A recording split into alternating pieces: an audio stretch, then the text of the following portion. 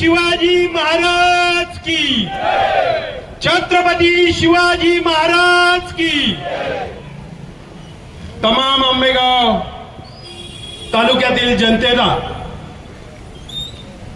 आजचा हा निषेध मोर्चा ज्या कारणाने आपल्या समोर येतोय त्या कारणाची पार्श्वभूमी आपल्या समोर येणं गरजेचं आहे। गेल्या महिनाभराच्या कालावधीमध्ये संपूर्ण परिसरामध्ये एक पावसाळ्यामध्ये वादळ उठतंय आणि ते दुधाच्या रूपामध्ये उठतंय आणि गावागावातल्या घराघरातल्या आणि छोट्या बालकापर्यंत जाऊन पोहोचतंय। काय आहे दुधाचं वादळ? एक मला काळ आठवतोय,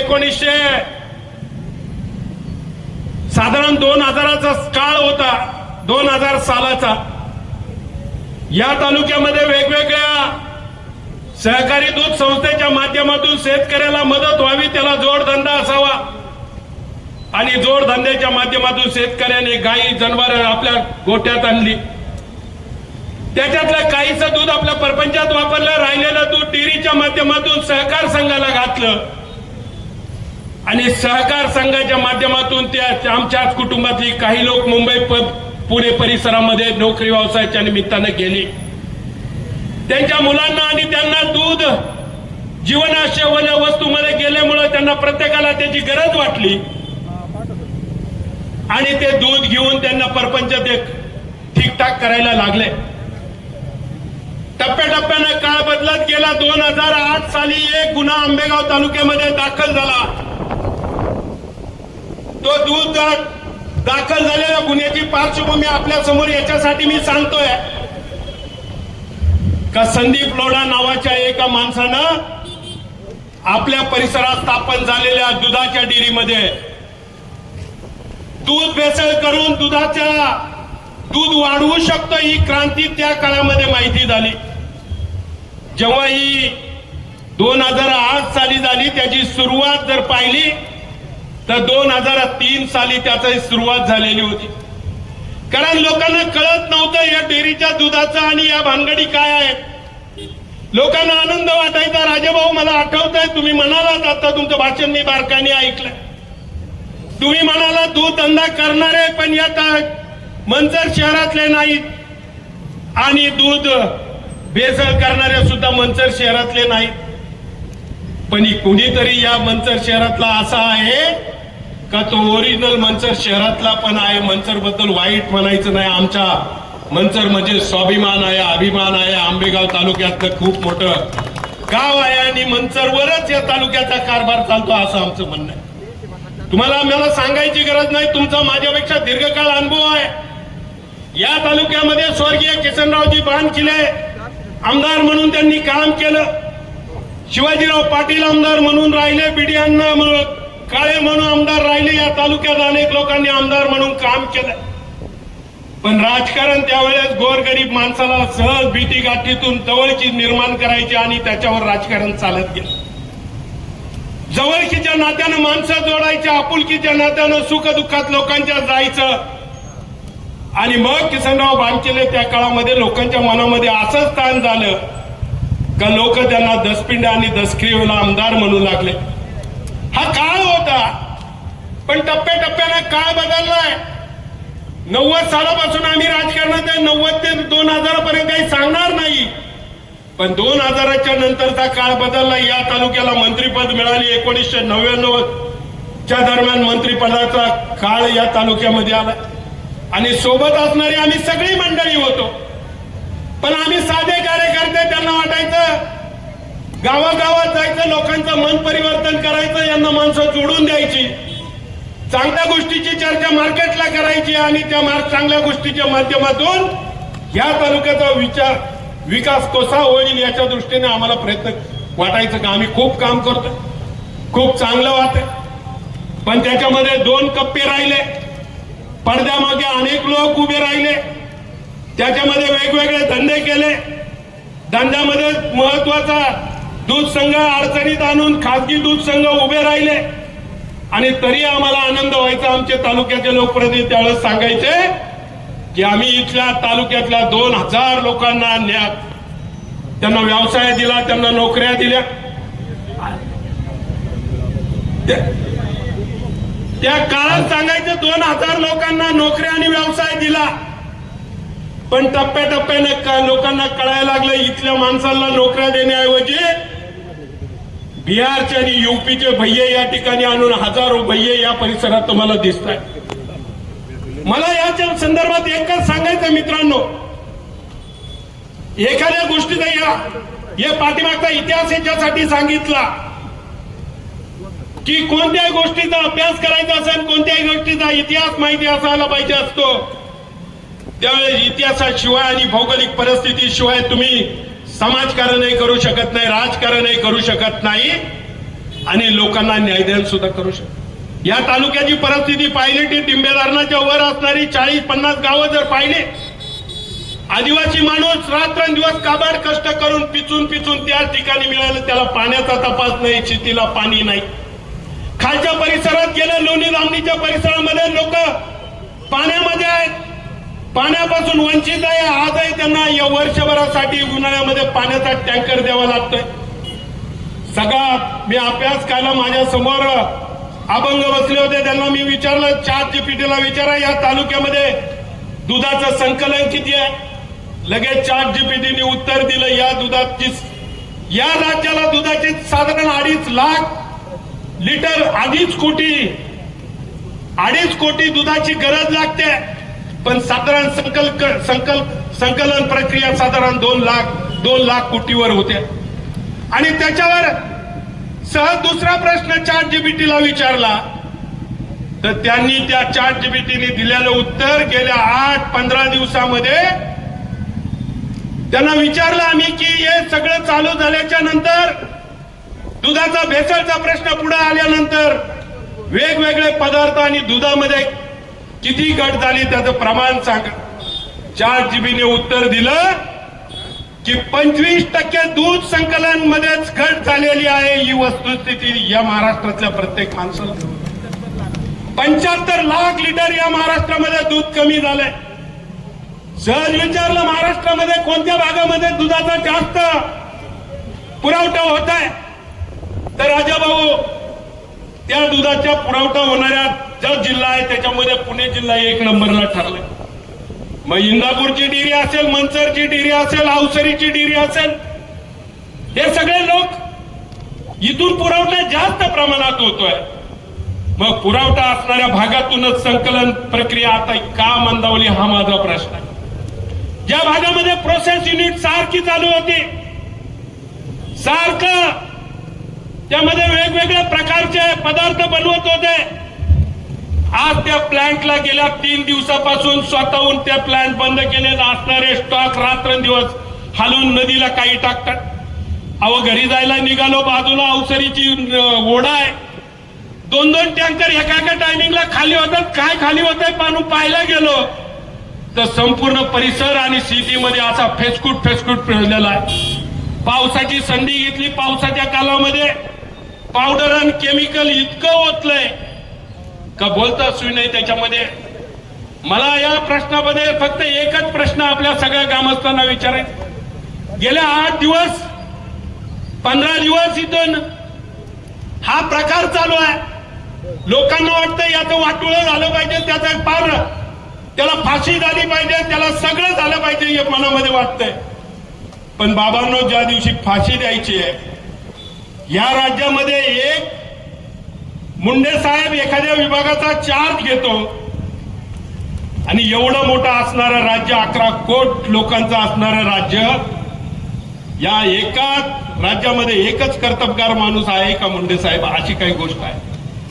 पण लोकांना विश्वास वाटायला लागलाय की हे मुंडे साहेबच काहीतरी करू शकतील. उद्याच्या काळात त्यांची बदली झाली तर या तालुक्यातील नाही, राज्यभरातली जनता ते सहन करणार नाही. काल परवा मी सगळं विधानसभेचं अधिवेशन चाललं होतं. मी या सगळ्या 72रांना खूप मोठा धन्यवाद देतो. अरे आमदार म्हणून ज्या भागाभागातून आले असतील आणि प्रश्न मांडत असतील, ते प्रश्न त्यांनी त्या जिथं मांडले त्या विधानसभे मांडले आणि गावागावाच्या प्रत्येक घटकाला सोशल मीडियाच्या माध्यमातून ते ऐकायला मिळाले. त्यांच्या माध्यमातून माहीत झालं, जागृती माहीत झाली आणि काम करायला तुम्हाला आणखी काही सोयीचं झालं.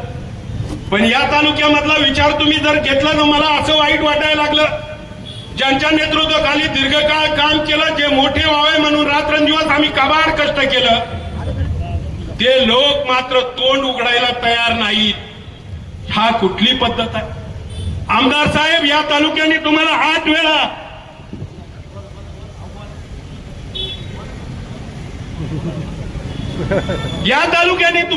वेळा निवडून दिले आहे आणि 8 वेळा निवडून देताना प्रत्येकाच्या मनामध्ये एक भावना आहे की ज्या माणसाला आपण निवडून देतो त्याच्यामध्ये सार्वजनिक हिताचे प्रश्न आमचे सोडवले पाहिजे, सार्वजनिक सामाजिक हिताचे प्रश्न सोडवले पाहिजे, लोकहितार्थ लोकप्रतिनिधींनी काम केलं पाहिजे. आणि अख्ख्या अधिवेशनाच्या कालावधीमध्ये ह्या तालुक्याचा लोकप्रतिनिधी शब्दाने बोलू शकला नाही. याच्यापेक्षा वाईट गोष्ट कोणती? का बोलू शकत नाही? काय दडलं याच्या सगळं पाठीमागं?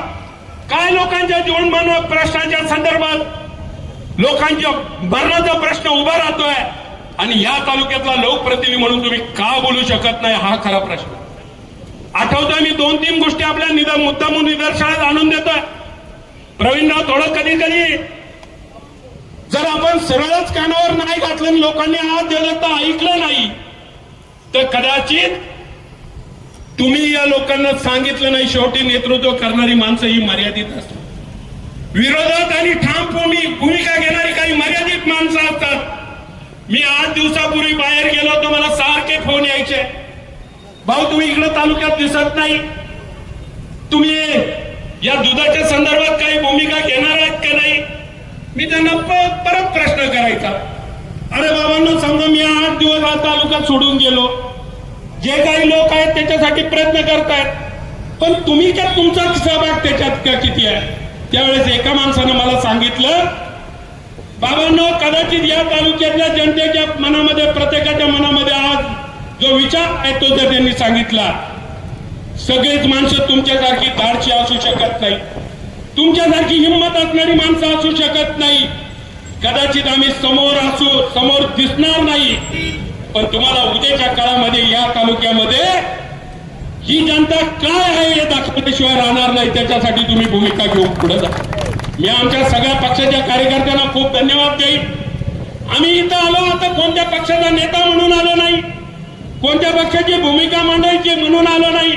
मी जयशिंगरावला सहज बोलत होतो, जयशिंगराव राज्यामध्ये सरकार आपलं आहे, पण आपल्याला आज या भूमिकेवर यावं लागलंय का लोकहितार्थासाठी लोकांच्या रस्त्यावर बसण्याची वेळ आली. आणि बोलता बोलता सांगितलं, आठवतंय तुम्हाला, म्हटलं आपल्या मधल्या काळात बिबट्याचा प्रश्न तयार झाला, हजारो लोक रस्त्यावर बसले आणि गुन्हा मात्र अण्णा ज्यांच्यावर दाखल झाले ते फक्त या व्यासपीठावर उभे आहेत तेवढ्यांवरच गुन्हा दाखल झाला. याच्यात अनेक त्यावेळेस राष्ट्रवादी पक्षाची माणसं सामील झाली होती, पण त्यांना या तालुक्यातल्या लोकप्रतिनिधी बसून एक उत्तम प्रकारचं काम केलं. त्यांचे महत्वाची माणसं बाजूला काढले आणि या बाकीच्या लोकांवर गुन्हे दाखल केले. पारगावला बसलं, पारगावला गुन्हा दाखल झाला, मंचरला बसलं, मंचरला गुन्हा दाखल झाला. कांद्याच्या प्रश्नाला देवदत्त निकम रस्त्यावर बसले, त्याच्यासोबत अनेक कार्यकर्ते बसले, गुन्हा त्यांच्यावर दाखल झाला.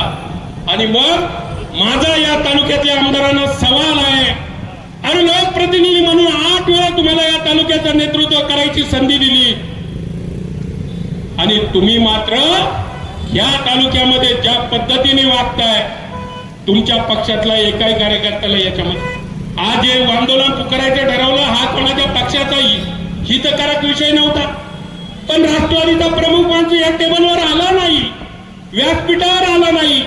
अरे मला त्या कार्यकर्त्यांना जाहीर आव्हान आहे, बाबांनो हे सगळं पक्षाचं जे पांघरायचं असतं ते किती टाइम पांघरायचं असतं?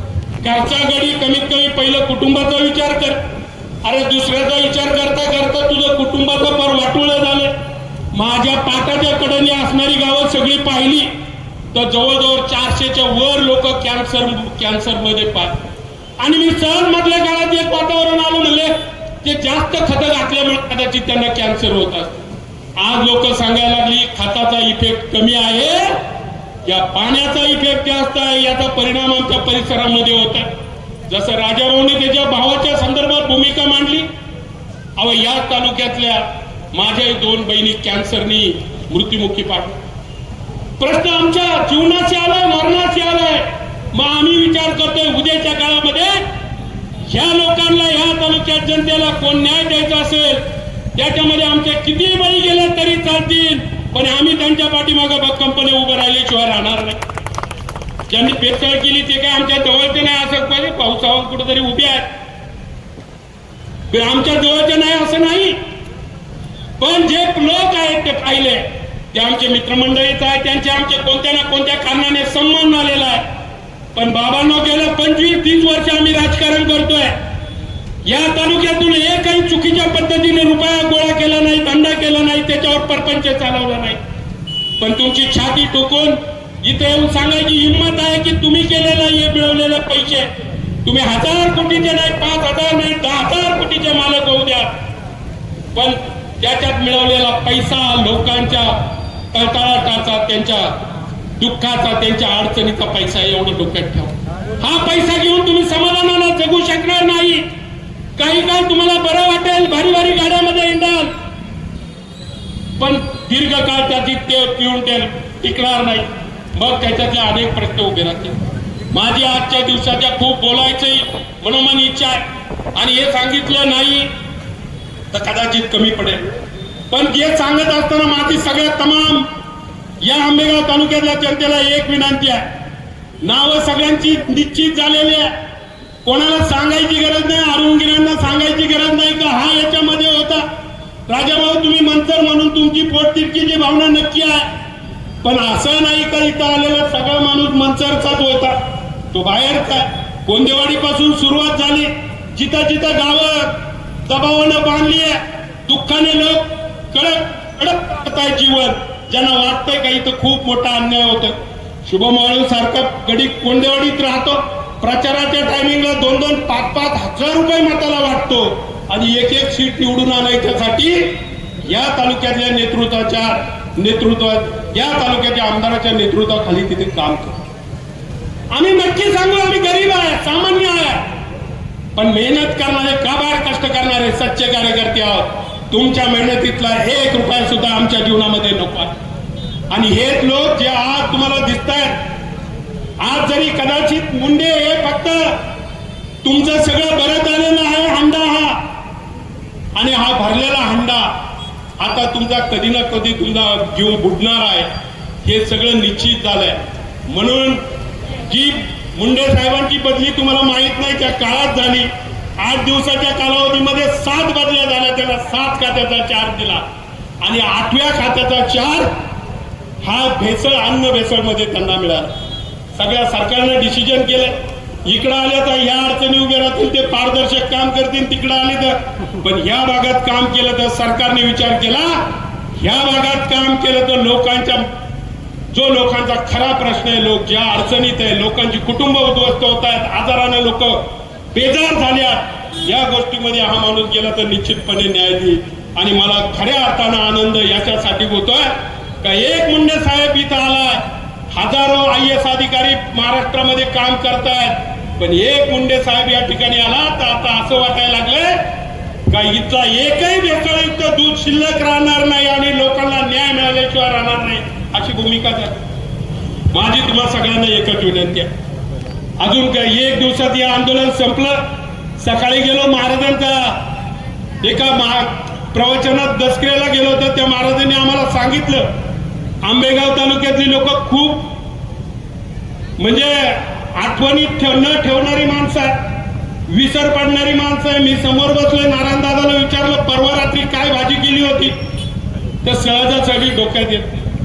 हे पुढचे लोक इतके हुशार आहेत, त्यांनी ठरवलंय जोपर्यंत याचं वादळ चालू आहे तोपर्यंत लय तोंडावा यायचं नाही, आणि 8-10-15 दिवसांनी हे वादळ शांत झालं का ऑटोमॅटिक पुढे येऊ.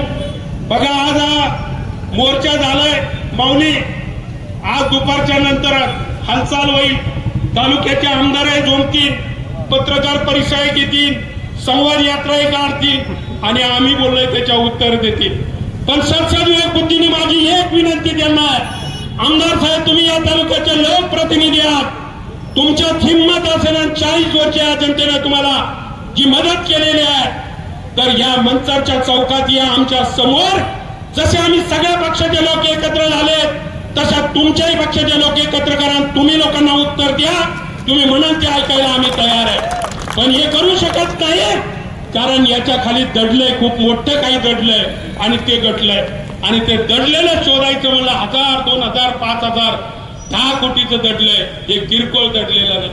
खूप विषय नजीकच्या काळामध्ये आपल्याशी नक्की बोलेल, पण आजच्या दिवसाच्या निमित्तानं मी जाहीरपणे आपल्या सगळ्या जनतेला आव्हान करतोय, बाबांनो ही तरुण पिढी आज तुमच्या समोर उभी राहिली आहे, ती तुमच्या प्रेमाच्या जीवावर राहिली नाही, तुमच्या आधाराच्या जीवावर राहिली आहे. उद्याच्या काळात ही पिढी जर तुम्ही सांभाळली नाही तर लोक तुम्हाला कधी माफ करणार नाही, ही सुद्धा गोष्ट आहे. मी जास्त न बोलता आपल्या तमाम उपस्थितांच्या वतीनं आपल्याला सगळ्यांना धन्यवाद देतो आणि या काळ्या कृतीचा निषेध करून या ठिकाणी थांबतो. जय हिंद, जय महाराष्ट्र.